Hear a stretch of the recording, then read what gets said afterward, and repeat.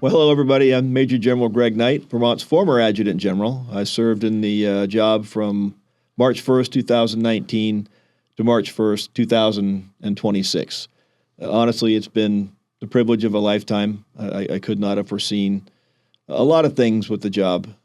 Coming in, a lot of things were simply transparent to me. I didn't know what the job entailed. In reality, I had an idea of it, but as I found out, it's a pretty steep learning curve. There's a lot of things that go on at the national level, international relations, and certainly internal to the Guard that I simply didn't know about. So truly a learning experience for me, but in the end, just an absolute honor and privilege to be a part of this amazing organization. And I would welcome Hank Thank you, sir. to the position, building a continuity binder for you so you'll have a handrail. But I'd look forward to all the great things you're going to do for our Guard. Well, thank you, sir. It's an honor and a privilege. Brigadier General Hank Harder, currently the Deputy Adjutant General, and as of a couple of days ago, formerly the new Adjutant General for the state of Vermont. General Knight, it's obviously been a pleasure to work as your deputy and learned a ton already, and I know there's going to be a lot more to learn coming into the new seat. But you've been a great leader for all of us, the soldiers and airmen, but particularly the inter-office staff. You've been very easy to work for, so appreciate that. I'm happy to be here and honored with this opportunity. I look forward to getting out in the field and meeting more of the soldiers and airmen as we go along. Obviously, a busy time, sir, as you know. But this is what we do in the military, right, sir? No matter what's going on globally, and we've seen it in past conflicts, Iraq, Afghanistan, there's a change in command and the beat goes on. But you've set us up well for success, and really looking forward to working with the team and serving the soldiers and airmen and our great civilians as well. And don't forget to take care of yourself. The job can chew you up pretty good. Yeah, there's a lot going on.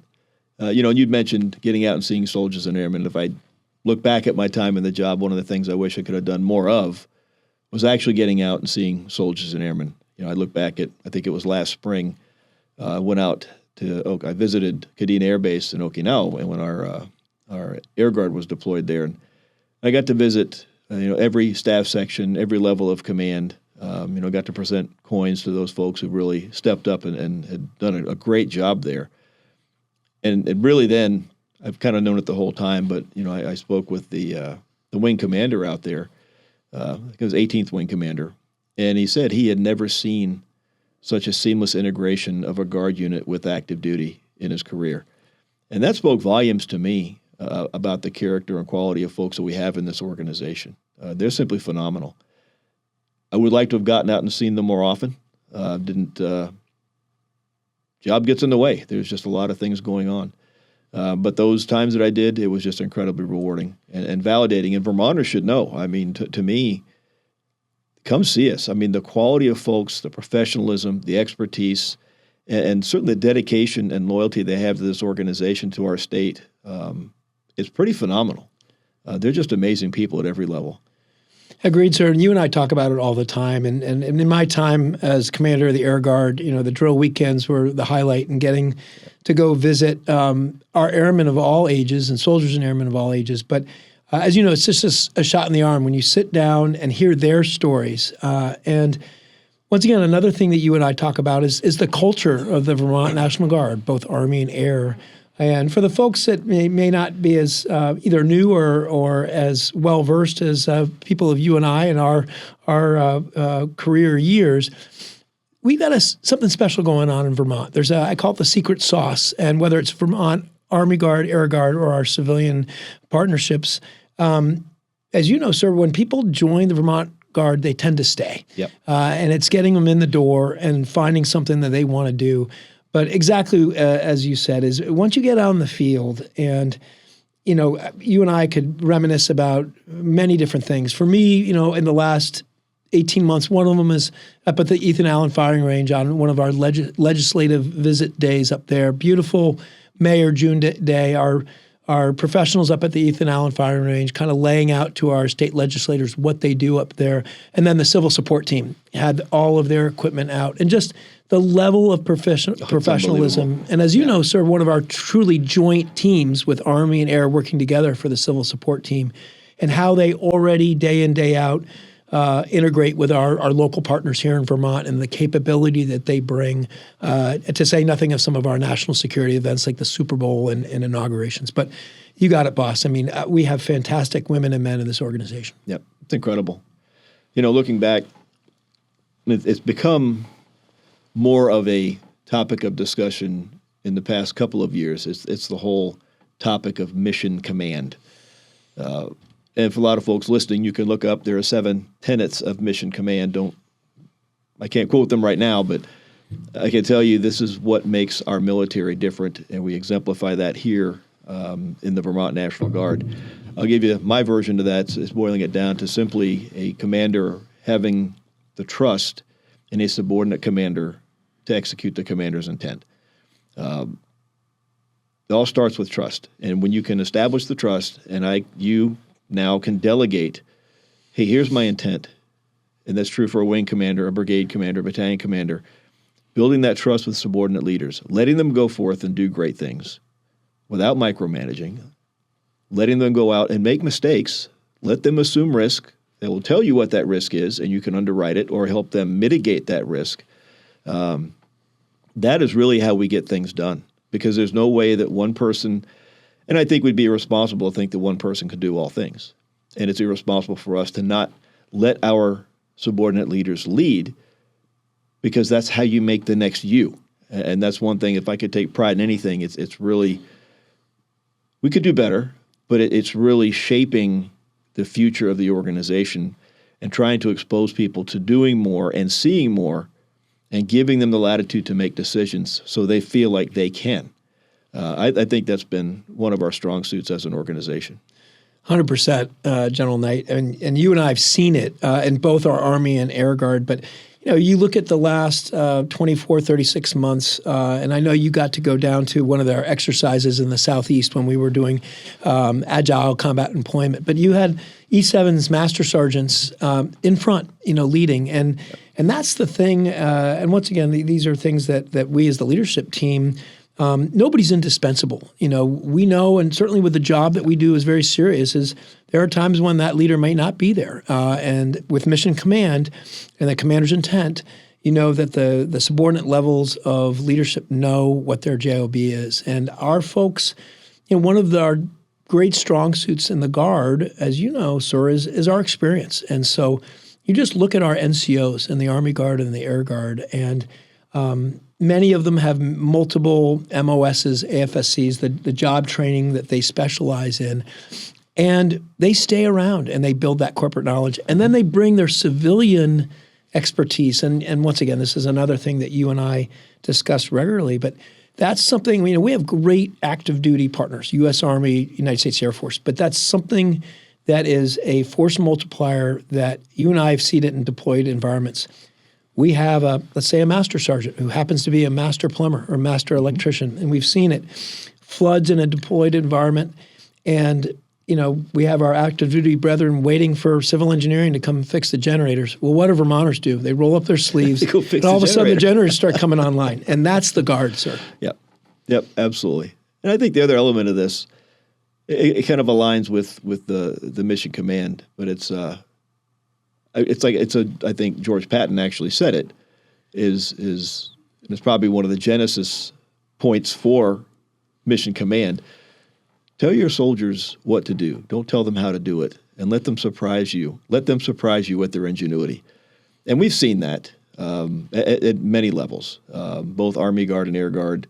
Again, I go back to watching our airmen work in Okinawa. And it was our crew chiefs, it was our air crews that kind of reached over to the active duty and said, hey, F-22 crew, how would you like to learn how to launch an F-35? Hey, how would you like to fuel an F-35? Hey, you guys build bombs. Would you like to arm an F-35? So now we're doing a level of cross-training, and if you think about the agile combat employment environment, you don't know what's going to land where you are, and you don't know how you're going to get it off the ground, but now you got a better idea. So, and that didn't originate with a colonel or a chief. That originated with enlisted members of our force. I saw that even 20 years ago in Ramadi, Iraq. I talked about it on Jocko's podcast. It was a specialist Bennett, who came up with what we called the Pope glass. because the gunner's head in the old version of the Humvee turret was exposed. And the bad guys were putting ball bearings and screws and anything they could around these IEDs to try to disable or kill the gunner. And this enterprising maintenance soldier went out to the Connex and retrofitted the ballistic windshields to the three sides of that turret. He put angle irons on the corner so the snipers couldn't shoot through the gap. And I can personally attest to 7 instances where our gunners were saved from death or serious bodily injury. But then what this one specialist did, well, it went to the brigade, and then the brigade started doing it. And then the Marine Command Center called me, and I talked to a chief warrant officer. I sent him the schematic. Then the Marines are doing it. And I think the Navy SEALs picked it up. So now one idea implemented by an E4 who wasn't told to do it now has gone at least Al-Anbar province, if not wider. Now how many lives did that soldier save? That to me is phenomenal. And again, to your point, that's a guardism. He brought his civilian expertise. He probably had some background in welding. Said, hey, I've got a solution here. He didn't ask permission. He just fixed it. Yeah. And boss, I remember that story from being in theater, having the honor to have overwatch of our great Army Guard soldiers and Task Force Sabre over Ramadi, and when we were flying out of Balad and LSA Anaconda. And that story, and correct me if I'm wrong, but that permeated the United States Army and our ground forces there. Like you said, that was a real game changer, and you just can't put a number on how many lives that were saved. Something in that same vein, and this is from a number of years ago, but Sergeant Dick Miller, technician, Vermont Air National Guard, was when we still were flying the F-16s. There was a procedure where they would have to take the tail section of the F-16 off, and it was many man hours, and it probably cost tens of thousands of dollars in terms of really it was an inspection item.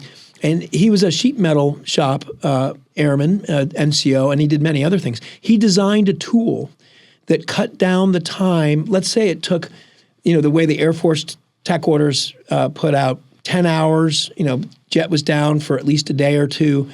He designed a tool himself, Vermont ingenuity, that basically allowed those two pieces of the tail section of the F-16 to be separated. They can expect what they needed to do, cut it down to 90 minutes. And he got an Air Force level award for that. Phenomenal. But that's just Vermont ingenuity. Yeah.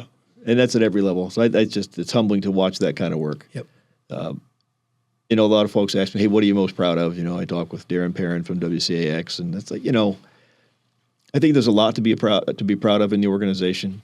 A lot of things have happened in 7 years, but the vast majority of them don't belong to me. I don't really subscribe to that. I just happen to have the good fortune of being in the job to watch our folks do this kind of work. But if I could take some pride in anything, it would be building relationships and being able to tell the Guard story through doing that. I go back to 6.5 years ago. Things were a little rough with the media, a little rough with the legislature. We were in a tough spot. But it was only through building relationships, asking for a caucus with our legislative colleagues. I think we've really reinforced the importance of having a relationship with our legislature, with the congressional delegation, with the governor. But I think as important, and I think Vermont does this better than many states, and I'm not throwing stones at other states. They've all got a different construct. Every guard has its own personality. But I think the relationship that we've built with our media partners has been pretty amazing. We've turned that probably 180 degrees. We went from a place where we just weren't there, and then you look at now, we're transparent. As painful as that can be sometimes, but I think that's how we started, by building that trust. And now we've got a venue on radio and television, social media.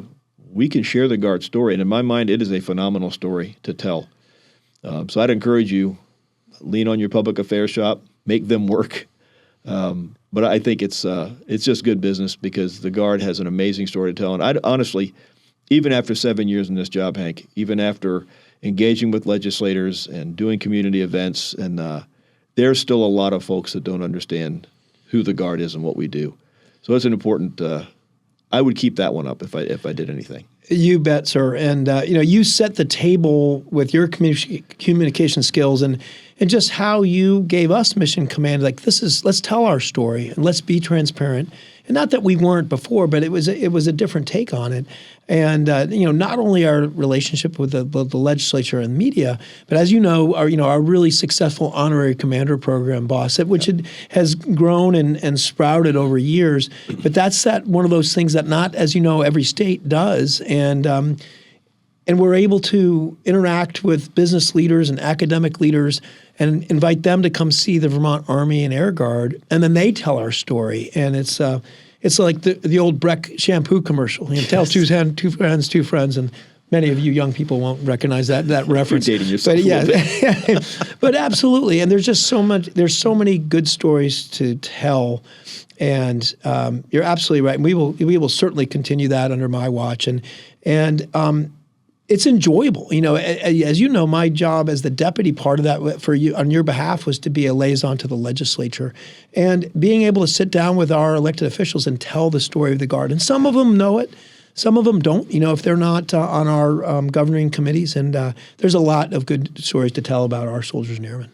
Yep, that's phenomenal. And thank you for mentioning the honorary commanders. And for those of you listening, if you're not familiar with the Honorary Commander Program, you can look it up. I believe it originated with the Air Force, and we're pushing to get that a little more traction within the Army or the Army National Guard.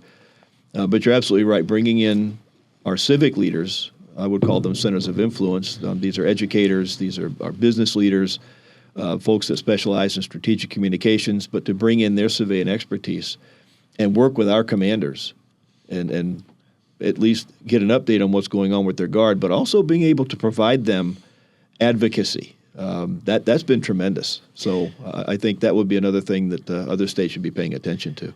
Yeah, and boss, one of the things I think that, for our soldiers and airmen, and obviously our cornerstone is our traditional guardsmen, our M-Day soldiers and traditional guardsmen on both the Army and the air side. But since we live it week in, week out, and over the drill weekends, you bring somebody like one of our honorary commanders in, and it's reinforcing. They spend time with our Air Guard, with our Army Guard, and these are accomplished folks, business leaders, academic leaders, community leaders, and they say, this is amazing. I think of Bill Scholdice, our current, now the tax commissioner in Vermont, former CEO of Vermont Teddy Bear, somebody who's in their own right has built a very successful career. Mm-hmm.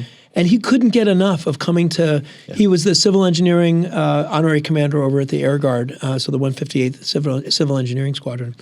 He brought his wife to both a change of command and a retirement ceremony, and he pulled me aside and said, Hank, this is amazing. And you and I, we live it, and our soldiers and airmen, but when you bring somebody that does not have a military background and they get to see the professionalism and what we do and the humbleness of doing our job, it's pretty impactful. Yeah.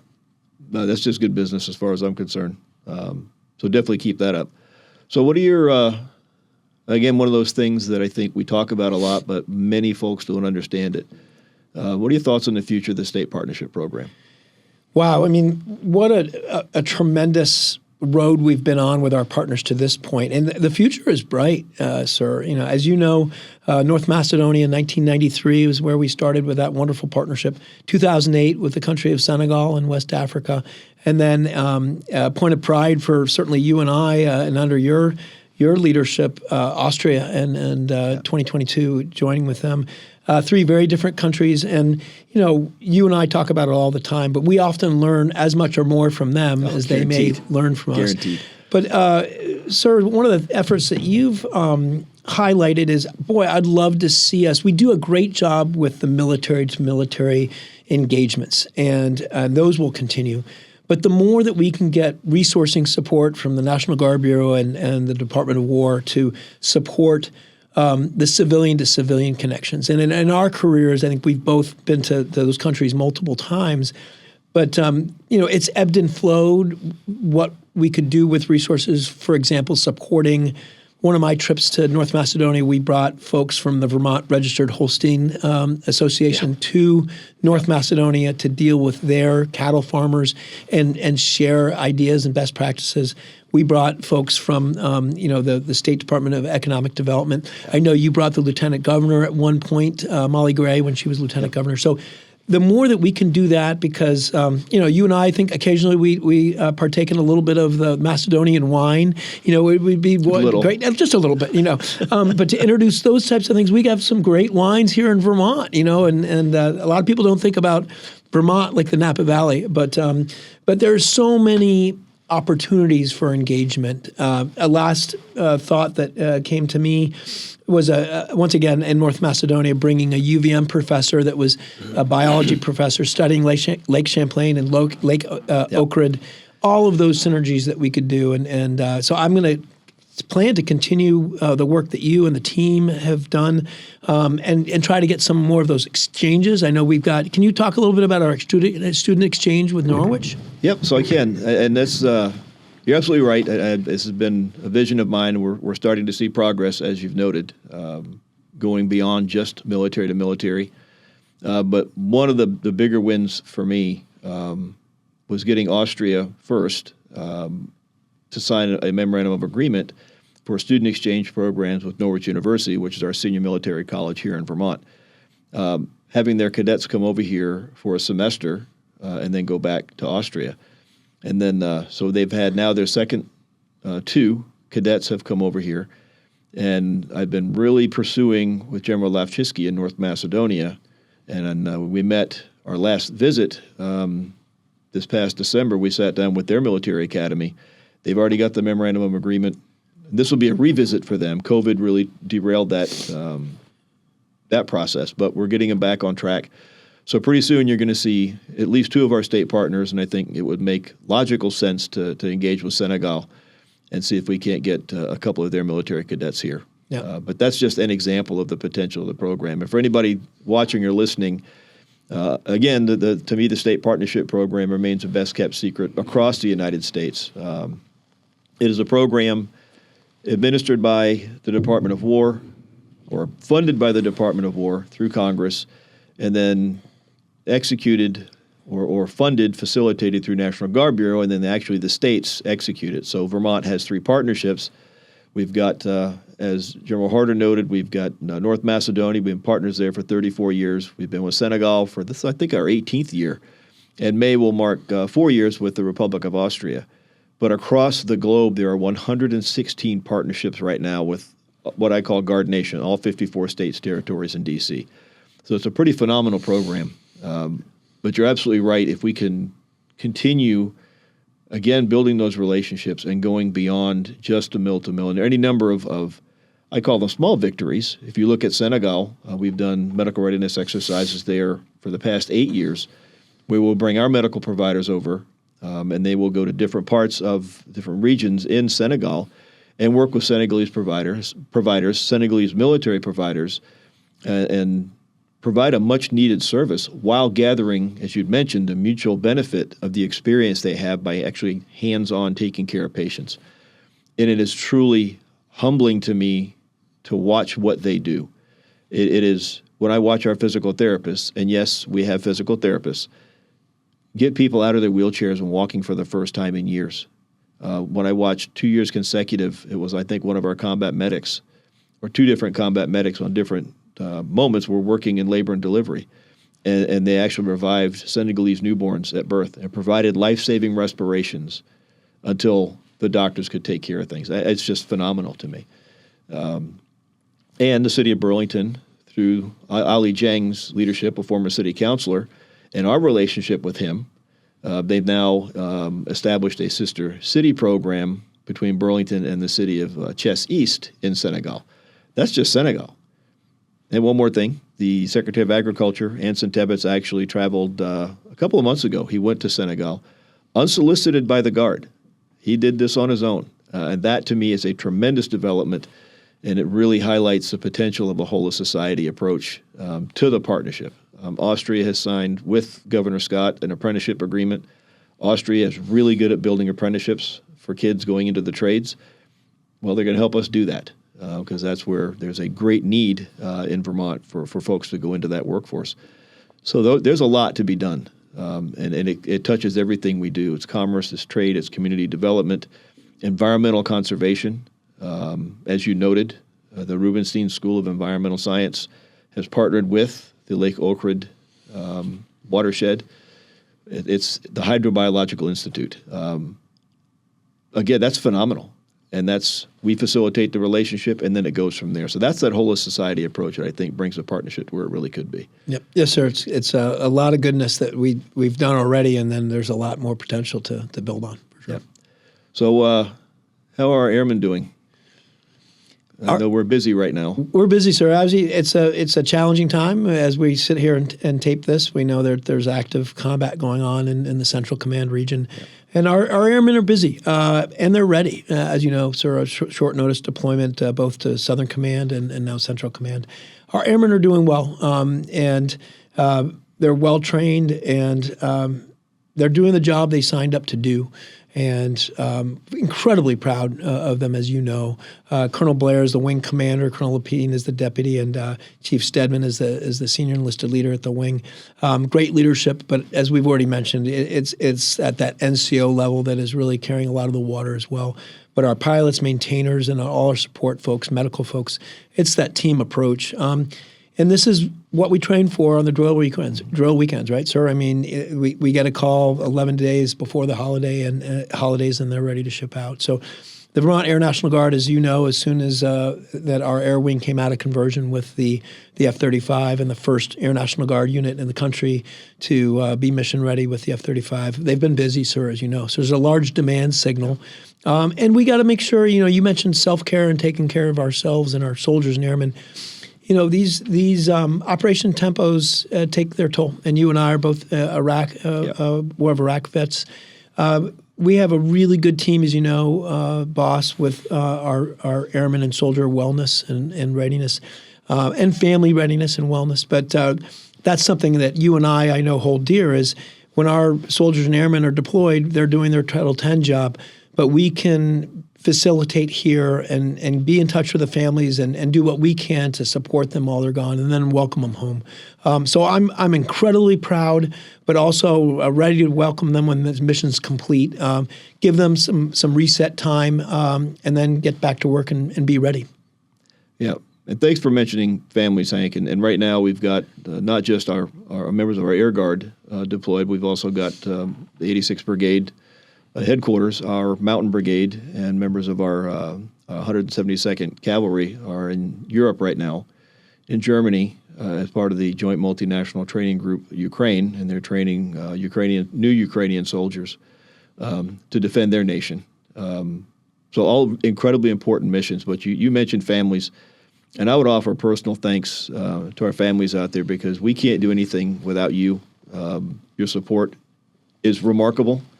I understand how hard it is, the stress that comes with this, and you noted, short notice deployments, not the first time we've seen that. Never easy for a deployment, even if you know it's coming. A lot of things change, but I would encourage anybody who's got a Guard member deployed, if you're a family member, if you need something, reach out to you. Reach out to this team. We've got our family programs are phenomenal. You can't be too proud. We're here to help you. And we've got a lot of resources we can put against it and make sure that we're taking care of you while your folks are overseas doing their job. So I appreciate you bringing that up. Eh? You bet, sir. And it is, we say it all the time, but the families serve alongside the soldiers and airmen, and families, significant others, extended families. And it's a point of pride, but, as you said, there's challenging times. And something that you and I have talked about, and certainly our leadership, it's okay to say that you're not okay. And I would say now, I think you'd agree in our environment, when you and I came into the service, you never said you weren't okay because you didn't want the microscope on you. We have a much more healthy atmosphere now. Yep. That if somebody needs to take a knee, then we have the flexibility to help them do that and then return when they're ready. And then we have services to help our families as well. And I think for a small state, Vermont, we do it as well as anybody else with limited resources, and that's something that, sir, you've been navigating for the last 7 years is with limited resources, where can we get the most bang for the buck to help our soldiers, airmen, civilian staff, and their families? Yep. And we're incredibly fortunate. We've got a great VA here in Vermont, at White River Junction, Lakeside Clinic. Our vet center is phenomenal. Those are some resources that our folks can go to. But if they're not comfortable leveraging the VA, that's been one of our challenges, is finding folks that are mental health. If we talk any provider, it doesn't matter, family practice, we're challenged there too. But finding mental health providers that are taking new patients, that accept TRICARE, that specialize in PTSD or adjustment disorder, all the things that are kind of unique to military and perhaps first responders. We're making inroads there, and I mentioned it when I did the State of the Guard. There are local providers that are coming online. The Howard Center I used as an example. I think they're probably the most forward-leaning right now. But they have a program that specializes in, it's focused on military and veterans. And that they'll bring in a provider, train them, and certify them specifically to work with military and veterans. And that's huge. And there are 5 other organizations, health organizations across Vermont that are taking that up. So somebody's listening. So that's validating. It took us a little while to get here, but that's a validating thing to see. Yeah, and boss, you reinforced that sometimes the effort and the work pays some dividends, and it's a marathon, not a sprint. But we've made some great progress under your leadership over the last 7 years. I appreciate it.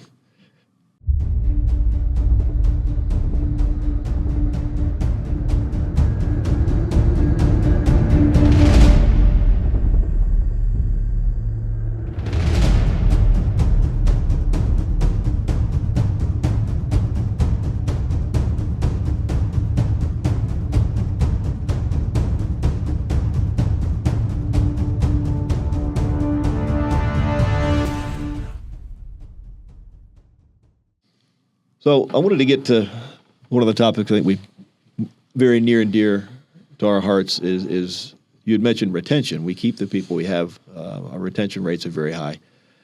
What's your perspective on our recruiting challenges? Well, boss. No, not boss. That'd be you. Okay, Greg. Thank you, sir. I'm done. I appreciate it. And I'm ready to take that baton, and I really appreciate it. And you've set me up very well. Great question, great topic, and certainly still one of my priorities, as you know, General Knight, recruiting. We have fantastic recruiters, Army and Air. And I'm preaching to the choir here, as you know, General Knight, but this is a challenging recruiting environment. We're a low population density state, second least populated state in the country. Wyoming, if you're wondering, has less people than Vermont, full-time citizens. Also, with the ebbs and flows of the economy, as you know, and as a former recruiting and retention battalion commander, there's lots of external factors. And as you pointed out, General Knight, once a airman or soldier joins the Vermont National Guard, they tend to stay. And they'll stay for at least an enlistment and then potentially a 20-year career and then some.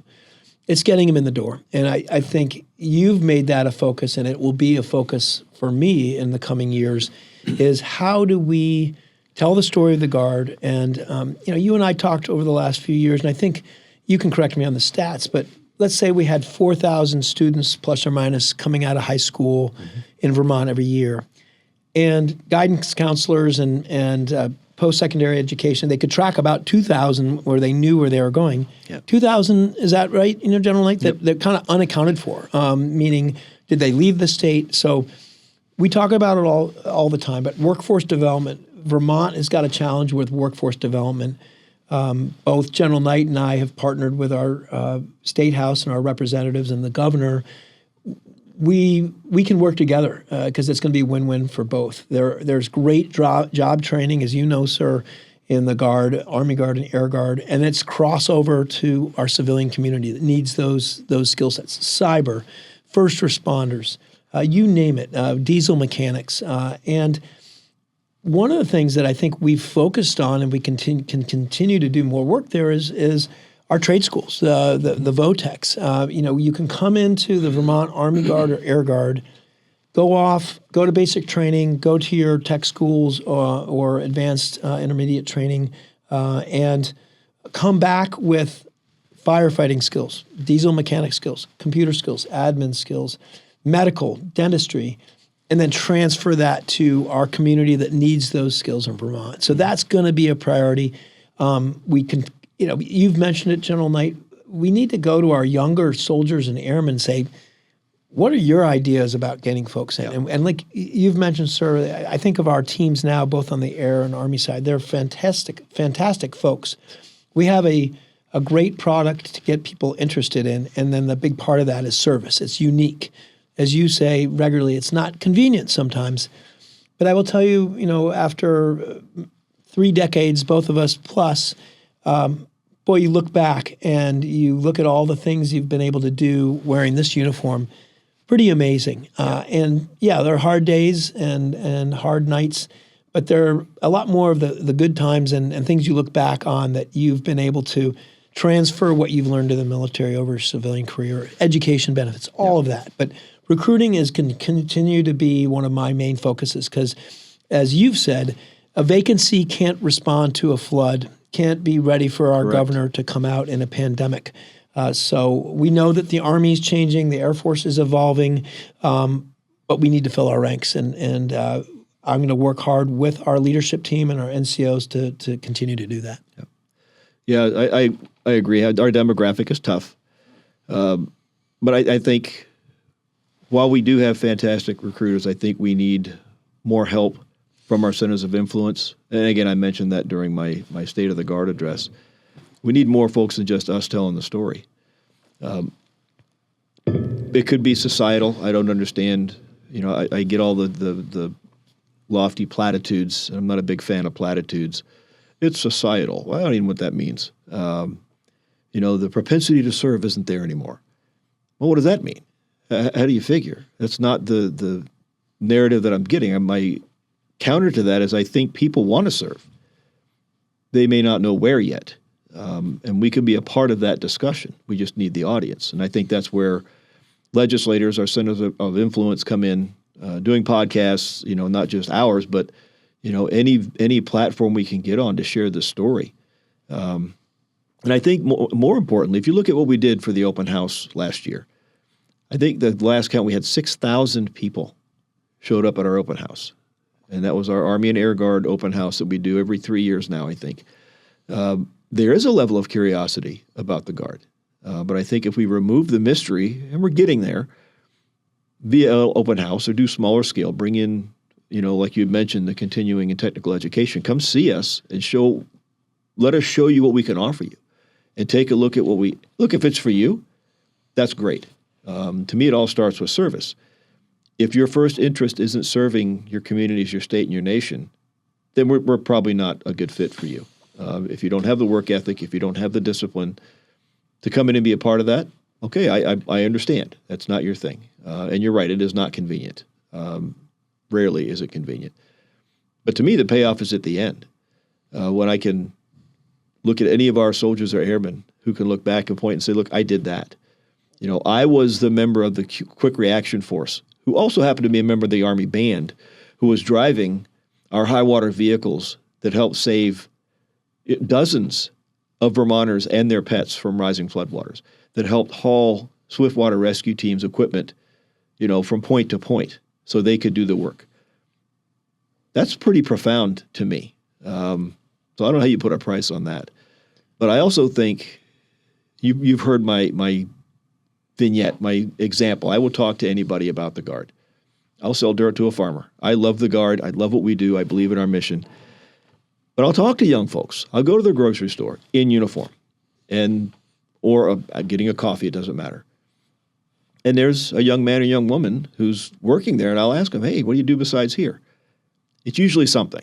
I'm a student. I'm in high school. I got to pay for college, whatever it is. Okay, well, have you ever thought about joining the National Guard? And what do I get, Hank? Oh, dude, no way. I can't do that. Because, it's like I like snowboarding on weekends, Or you talk to a young lady and it's like, oh my God, no way. It's like I'll have to go to war. Okay, you keep saying you can't, but I think you mean you won't. I would rather you just told me. It's not that you can't, it's that you won't. But I think it all comes back to, it's a function of maturity, but come see us and understand what it is that we do. Don't just look at the uniform, and it comes back to the old stereotype. And we've talked about this before, and I've certainly mentioned it to our legislative colleagues. The narrative out there by some, and I am not painting everybody with the broad brush, but when I've talked to any number of our young soldiers and airmen, I've talked to Norwich University students, hey, when you talk to your counselor before you joined the military, you decided to take a military career path, what did they tell you? Well, that's a bad idea. I wouldn't do that if I were you. Why would you throw your life away? I wish these weren't quotes. This is what these kids are telling me. They're not making this up. And just this past summer, one of them was, I asked her, what did your counselor tell you? She said, I'm an idiot. So that's unfortunate. And again, I don't think that's everybody, but that's a bad message to send. Let them make their decision. Let them come see us. We're not going to lie to them. We're going to be transparent. Here's everything we offer. And if that's what you want to do, we'll work with you and we'll get you there. But anyway, yeah, that kind of feeds into the tough recruiting demographic. Yeah. And General Knight, one thing you touched on, and something that you led us on, and we worked together with our legislative elected officials. But one of the small wins, but as significant, is the personalized learning plan that requirements in our schools. Certainly grades 7 through 12, but focused on high school sophomores through seniors. Is now it's going to be mandatory that the Vermont Department of Education and schools in our state at least present the military option to students. Okay. Because, General Knight, you touched on it. Some people just don't know. And the soldiers and airmen that you and I have worked with and interact with, so often it's that one thing. It's they came from a family that served, or they had a brother or sister that went active duty and then came into the Guard, and that was their link to the Guard. Well, now, once again, not a panacea. In our Vermont high schools, they're going to have to, and by the way, your Guard, our Guard, is working with the Department of Education of Vermont to say, well, what does that look like? Did you know that you could be a part-time soldier and airman in the Vermont National Guard, serve your state and your country, get some great training, and oh, by the way, if you are on a track towards going to college, post-secondary education, you could graduate with an associate's, bachelor's, master's degree, debt-free. These are all those other things. But you're exactly right. The service component, and you and I know, those of you that are out there that wear this uniform, you're part of the 1% that raise their right hand to the Constitution of the United States, Constitution of Vermont, and you serve. And in our career, we've had lots of opportunities, General Knight, and deployed and combat operations, but I think the soldiers and you and I interact with, and I know in our career, one of the most rewarding times is when we can reach a helping hand out to our first responders and our Vermonters. And we do it as well as anybody in the country. So you look at Tropical Storm Irene in 2011. You look at the pandemic with about 120 to 130 soldiers and airmen on orders, helping the Vermont Department of Health, building that alternate healthcare facility on the fairgrounds. That was phenomenal. A great partnership there with our civilian community with the Champlain Valley Expo.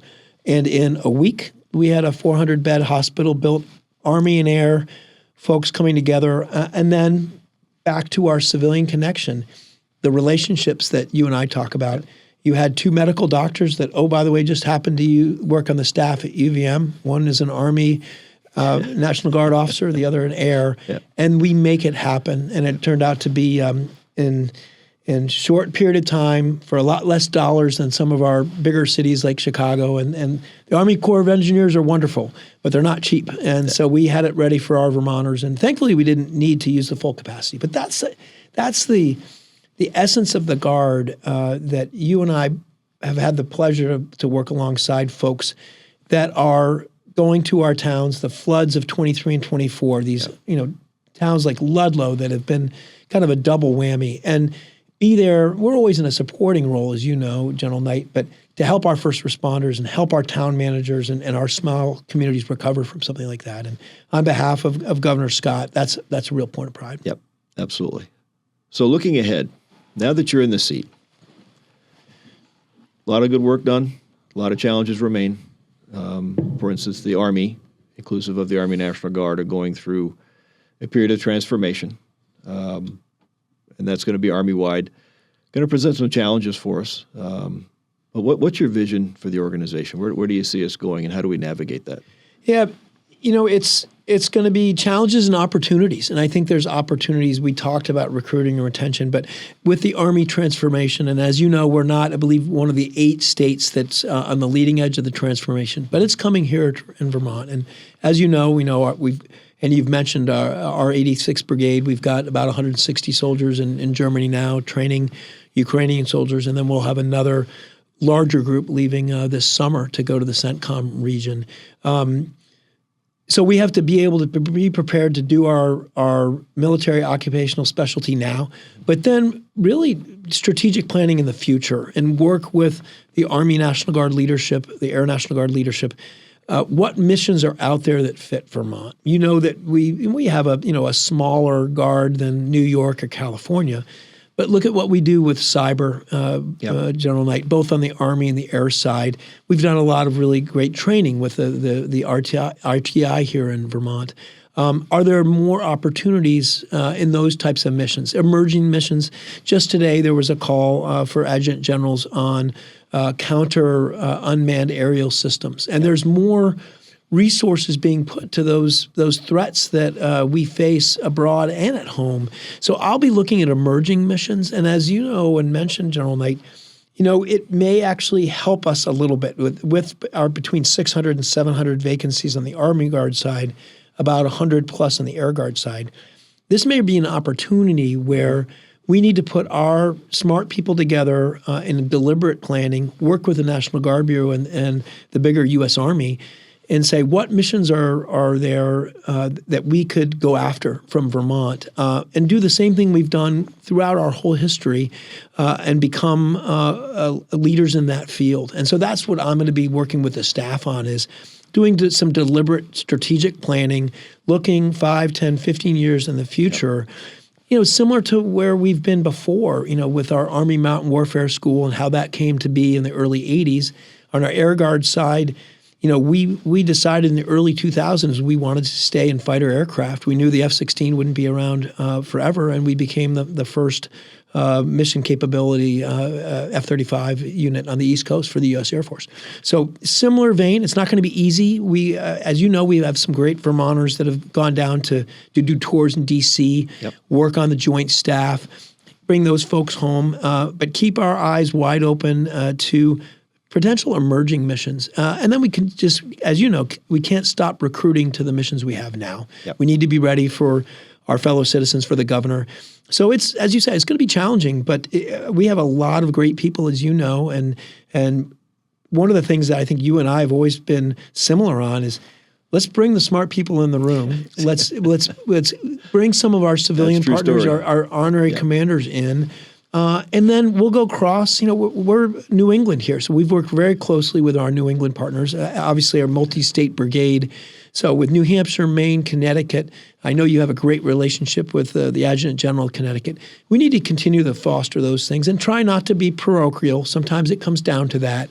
But I think there's a lot of opportunities for us, and I look forward to working with the staff to explore those and leverage them. Outstanding. I like what I'm hearing. Leverage the staff. Good work.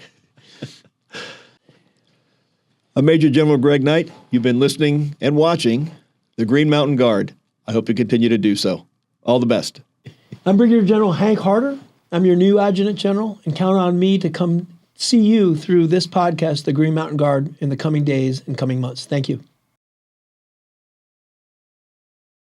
Hey there, I'm Jess Smith, the State Soldier and Family Readiness Group leader. Right now is a busy time for Vermont National Guard service members and their family members. With airmen and soldiers currently deployed and another group of soldiers heading overseas in the coming months, it's absolutely imperative that service members and their families know who to turn when they need resources.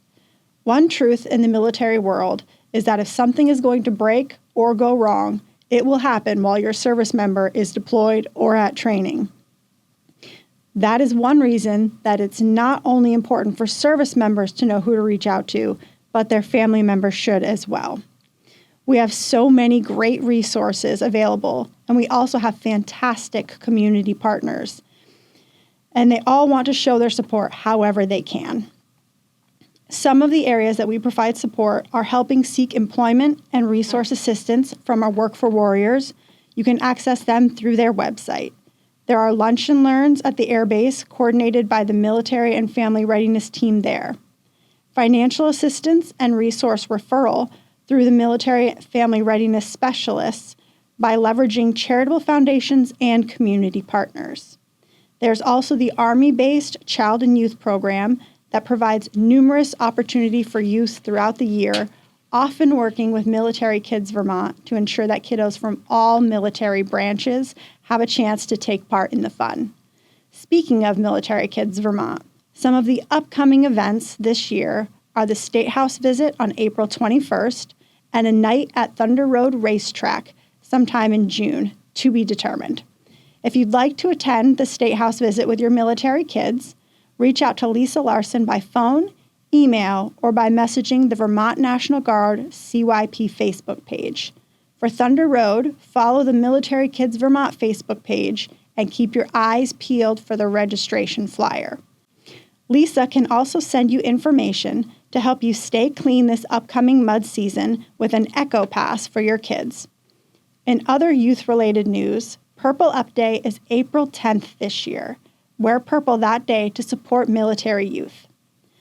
I would be remiss if I didn't mention the Transition Assistance Advisor, Susan. She is wonderful and dedicated to ensuring that any transition in life goes as smoothly as possible. You'd be surprised how much she covers. I know I was when we sat down to discuss it. We also have the Kitchen Spoons and Combat Boots podcast. You can find us on the Facebook page and the Vermont National Guard Family Programs Spotify. Our March episode is live, where I talk a little bit about starting seeds for your garden and finding simple ways to connect. If you have a topic you want discussed or know someone who wants to be on the show, let us know. The Family Programs team and our connected resources are here for you. We've got your back. Most of our staff is either currently serving service members, previously served, or family members to service members. Doing our part for military families is our first priority. Don't hesitate to pick up the phone or send us an email. If you'd like to volunteer for Family Readiness Group events, please reach out to me. We also have contact rosters started for family members with deployed service members. If you want to be connected to others in your situation, reach out and we'll get you added to those lists. The more the merrier. A big part of being military affiliated, whether you're a service member or a family member, is being part of a team. Don't go through the hard days alone. Support and understanding is just a phone call or an email away. We appreciate all that you do, whether it's during a mission or on the home front. Each and every one of you provides invaluable support. I want to close this segment with this advice. Make sure you're taking advantage of the benefits available to you. You've earned them.